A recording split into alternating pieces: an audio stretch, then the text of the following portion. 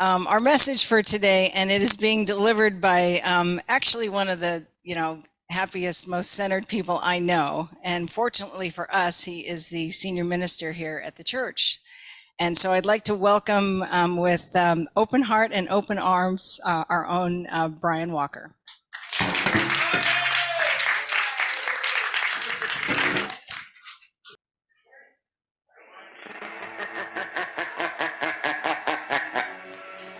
Who knows what evil lurks in the hearts of men?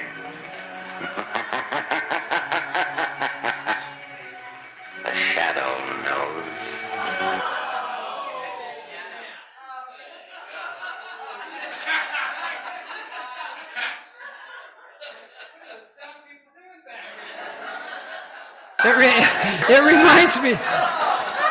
It reminds me that, if you saw the Garrison Keillor movie, and of course he's this genius storyteller, but they've got to do everything for him, including that. So anyway, I would aspire to his genius. Anyway, so they're this young couple, and they're in this new small church, and so they're on this very tight budget, and they know that they don't have too much money, but she's very attractive, and she grew up used to the good things in life. And as it happens, she's traveling one day through town and goes by her favorite dress shop, and there in the window is this really gorgeous dress, and she goes in and she tries it on and she buys it. Well, sometime later, they're going over their finances for the month, and her husband sees this $250 for a dress, and she kind of starts to well up, and she said, "Well, I was passing by the dress store, and I saw this beautiful dress, and it was just my favorite color, and I knew it was going to look so good on me, so I went in and I tried it on, and the salesperson said it looked perfect on me." And so the frustrated pastor says, "Why didn't you just say, 'Get thee behind me, Satan'?" And she said, "That's exactly what I said." And Satan said, "It looks good from back here too."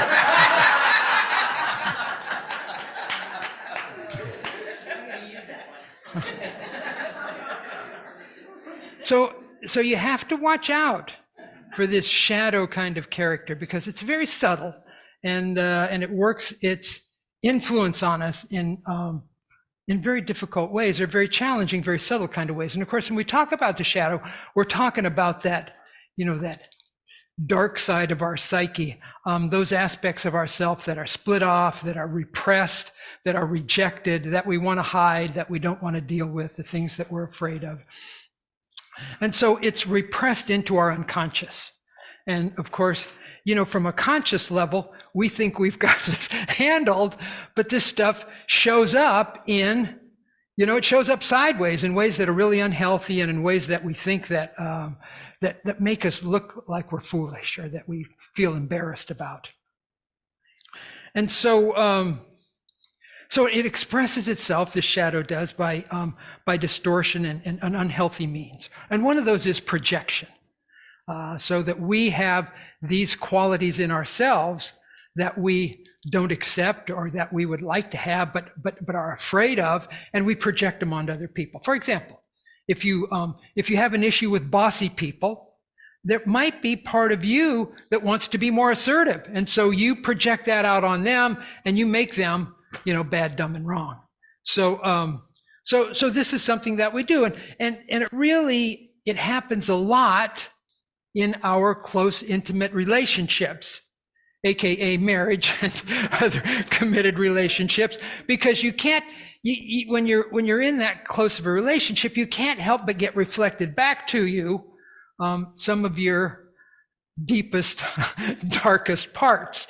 And what is our tendency to do? Well, I would say, when you look at the divorce rate, it is to say, I'd be perfectly happy if you would change.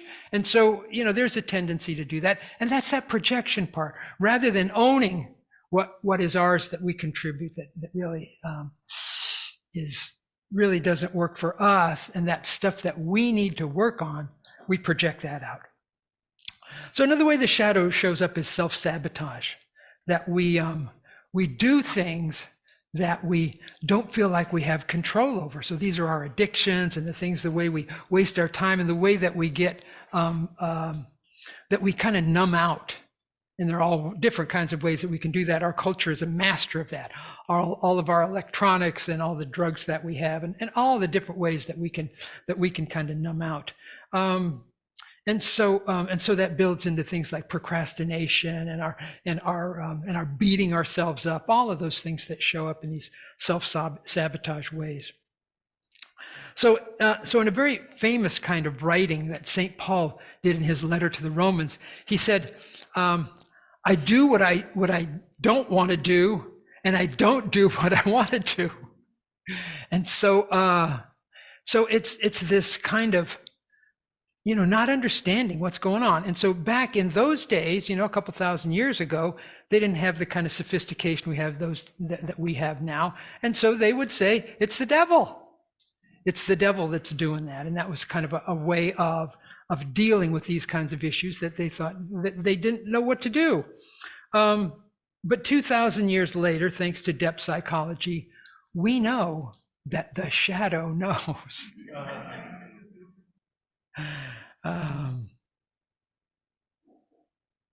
And some people have the more conservative elements, particularly in Christianity and other traditions as well, have interpreted that as so that our total depravity, so that we really are depraved as human beings.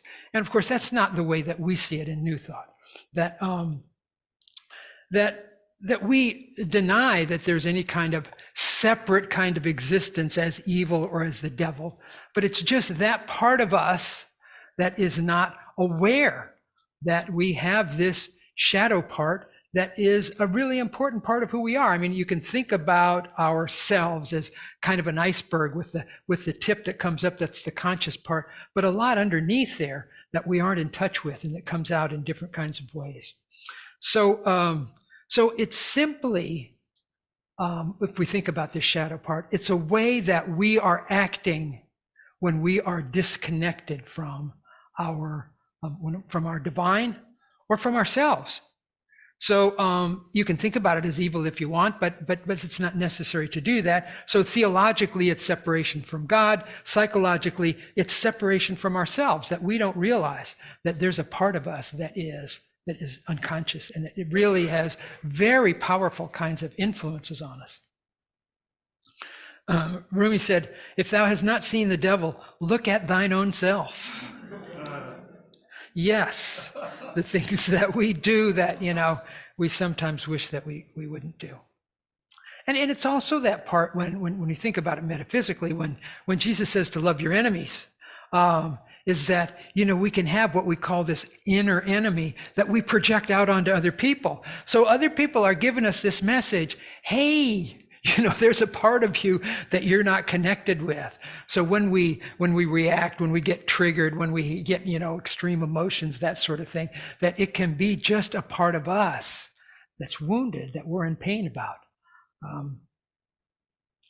So there's shadow not only for individuals, but for groups. In fact, you all might be familiar with Matthew Fox, who's an ex-Catholic priest who's a famous author, and he wrote Original Blessing, which is really a counterpoint to this idea of original sin. Anyway, he would come to Unity every now and then when I lived there, and he said that Unity's shadow is thinking that we don't have a shadow.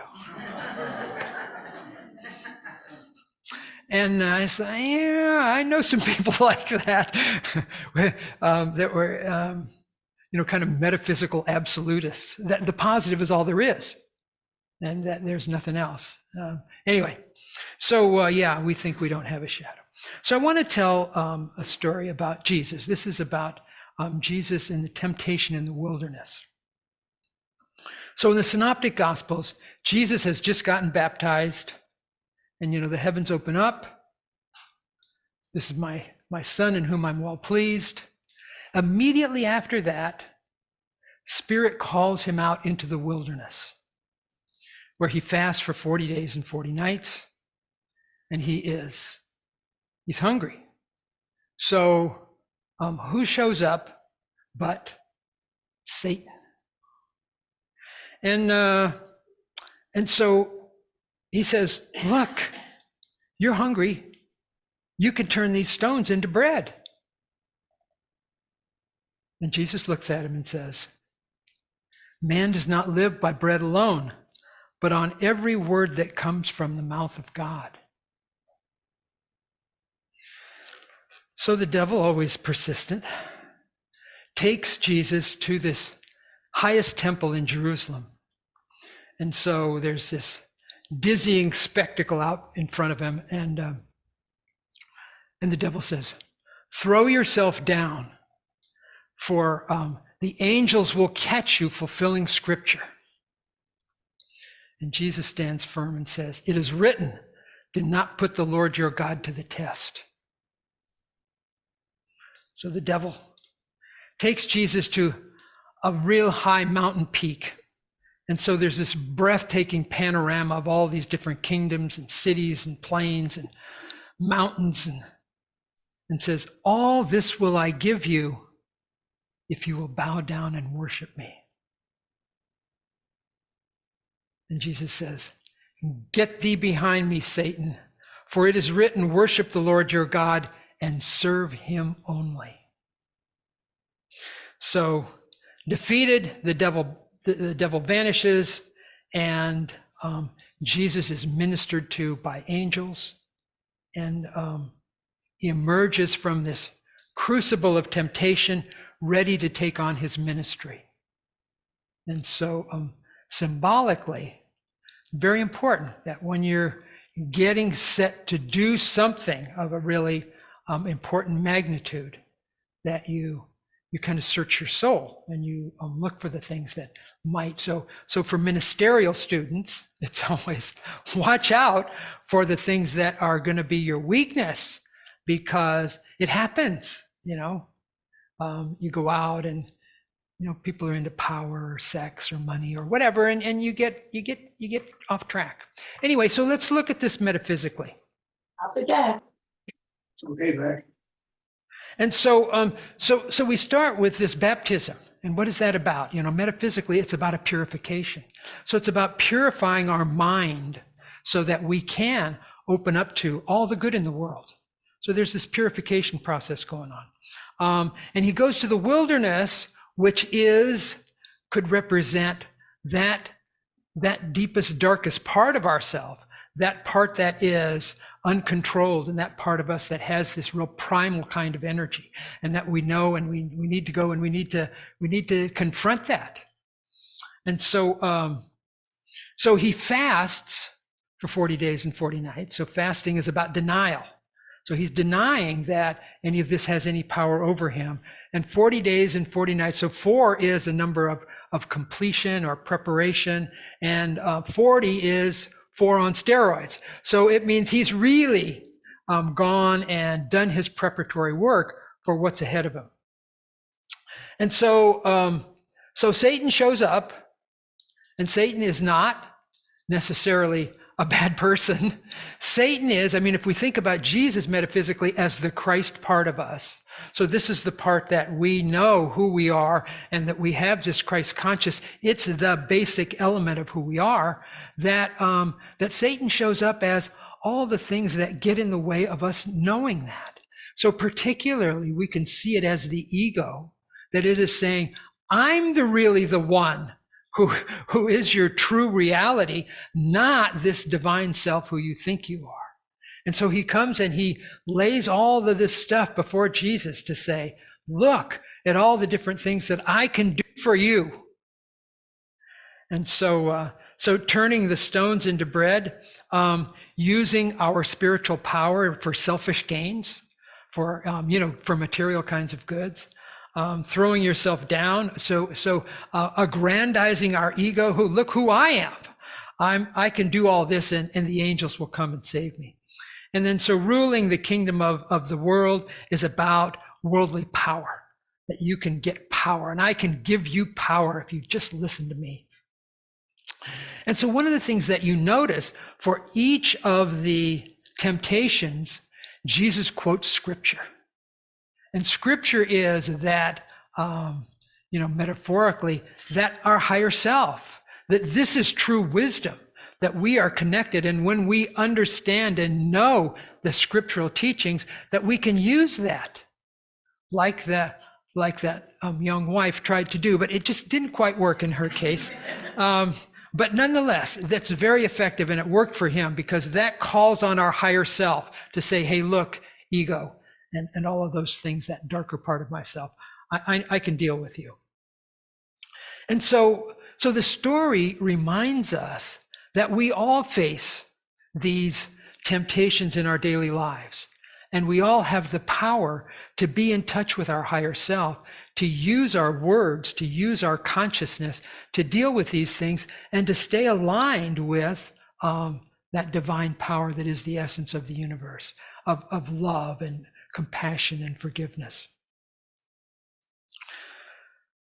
So by recognizing these temptations and aligning ourselves with our Christ self and the larger divine presence in the universe, we can navigate the wilderness of our own subconscious and find true spiritual fulfillment. So, as I think about this, and I think, well, how do I do my shadow work? Because this can be referred to as doing shadow work. And so, because it's really important, it is really, really important that we do this work because we need to be whole. That's one of the things we certainly claim in unity, that we're whole. And that means that all of us, that we're conscious of all of us.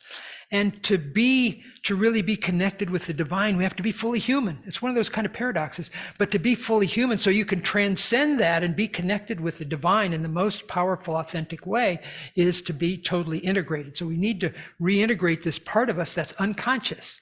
So what we're doing is bringing the light to our unconscious so that we can be completely conscious. In addition to which, although we think of the shadow and what it represents and those parts of us that are split off and that we're afraid of, there's a lot of good stuff there. A lot of good stuff.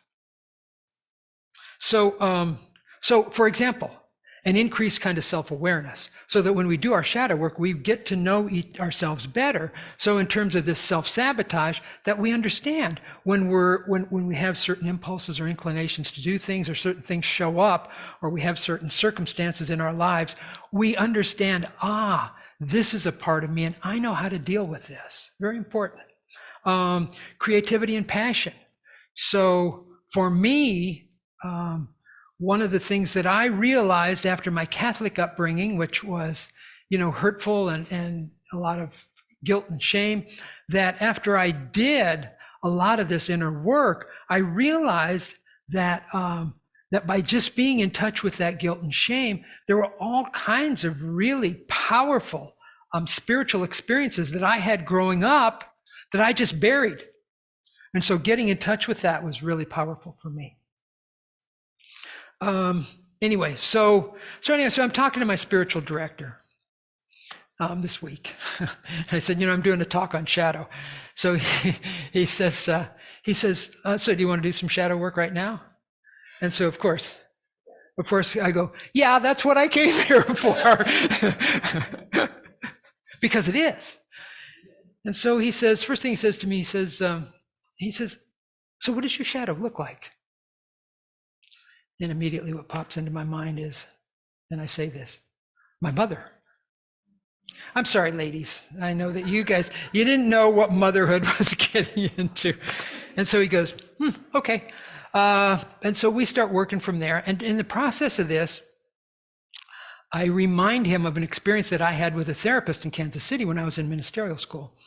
And he was a Gestalt therapist. And so we're doing what's called an empty chair kind of technique, where I'm having a dialogue with my mother, and naturally he is inviting me to experience or to re-experience some circumstances that I would find very deep and painful. And so we go through this process, and so finally we're done with it. And he says, and so what would you like to do to your mother? And so I went over and I grabbed a pillow and I hit this chair and it goes tumbling over. And so he seemed pleased. Anyway, so I shared that with my spiritual director, and he reminded me of of a scene in a movie. It's called Analyze This. So Robert De Niro is he plays a role of a mafia boss.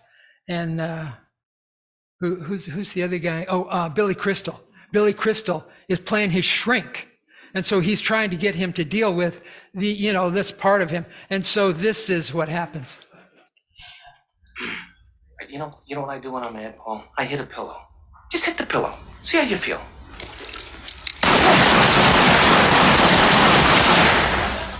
There's your fucking pillow. Feel better? Yeah, I do. Good.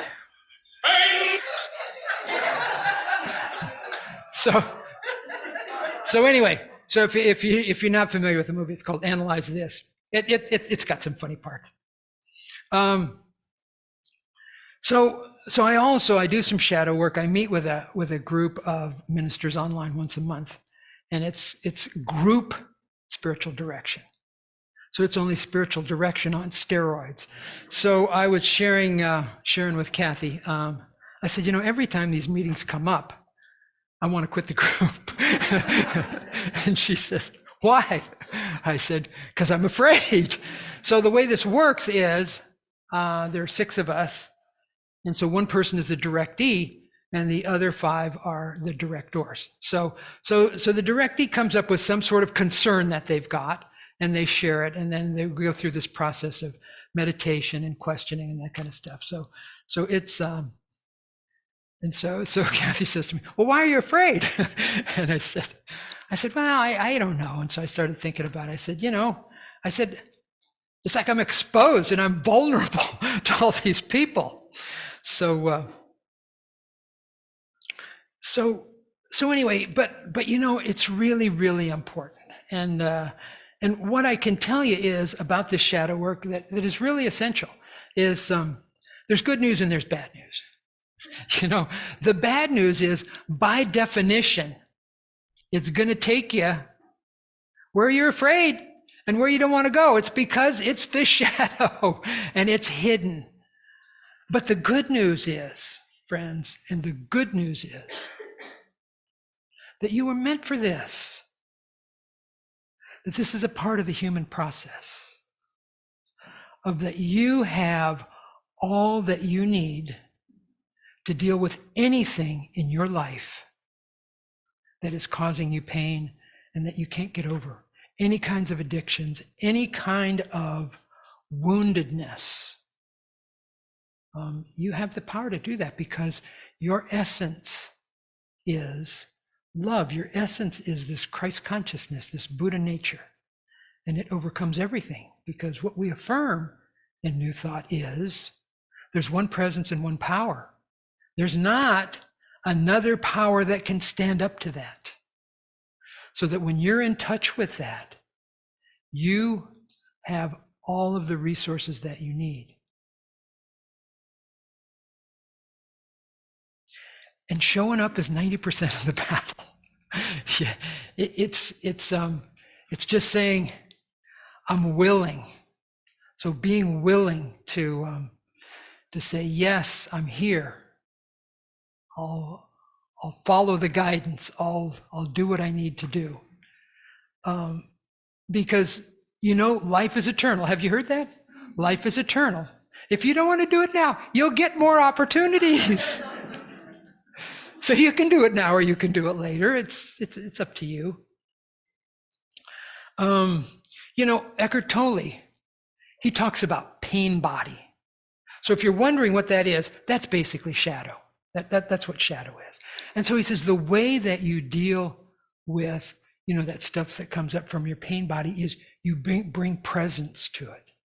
You bring presence to it. So you bring an awareness that I know who I am. I'm coming from this higher self and I am totally present now so that anything that shows up from the shadow that I can put my light on.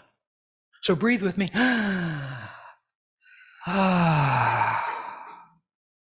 That's the most important thing you'll ever do, is just to bring that consciousness of your oneness with the universe and the power that you have as a divine being.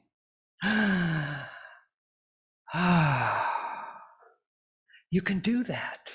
You can do it. Because it's so important. It's so important. And so for us to become whole, we need to be able to deal with this shadow part of ourselves. So I'm going to give you some clues. One is you need to create an intention. You need to create an intention. Everything starts with intention, with our thinking. You know, I am going to open my heart to whatever the shadow brings to me. I'm going to be open to this. So you need to create that intention. So you need to have some form of self-reflection. Okay. And so what does that mean? You know, you can journal, you can do dream work. Charles Fillmore had a daily practice of forgiveness. He would just review what happened during the day and anything that he needed to forgive or people that he needed to forgive, he would do that. The Jungians have this process called active imagination. So there are a lot of different ways that you can do that, but you need to be willing to take a look. And so what are you looking for? Those things where you get triggered, those circumstances where your emotions are out of control, those situations where you say, that wasn't me. That wasn't me that did that. It's you, folks, you did it. So anyway, so it's being willing to say, that's a part of me that I really, I'm really not too proud of, but it's a part of me. So when we acknowledge that and we see that, we accept it. That's so important, is that we don't shame ourselves and we don't repress it, but we go, oh, wow, that's a part of me. That's a part of me. And I accept it and I bless it. It's a part that I may, want to do some work on, and I may make some different choices, but it's important. And then like Eckhart Tolle, bring some presence to it. So, breathe into it, take a look at it and see what is going on for me that kind of calls this forth. What do I really need? And practice your mindfulness that you can be present. And when you practice that, when stuff comes up, you want to always try and get closer to the actual fact of what's happening. So, when we look, several hours later, in the evening or days or weeks or whatever, when we go on a retreat or whatever, that's good. And that's all great work. But we want to kind of bring that always closer into the moment of, whoa, I'm being triggered right now. I could make another choice. And then, so the last thing is give yourself some compassion, because as part of your human experience, you've got this shadow part of you, this challenging part, this fear part that you need to bring some love to. So I'm going to give you an affirmation here, and then we're going to recite this. And so the affirmation is, I invite my shadow into the light. I invite my shadow into the light. Together, I invite my shadow into the light. Once more with feeling, I invite my shadow into the light. Okay, friends, live it. You can do it.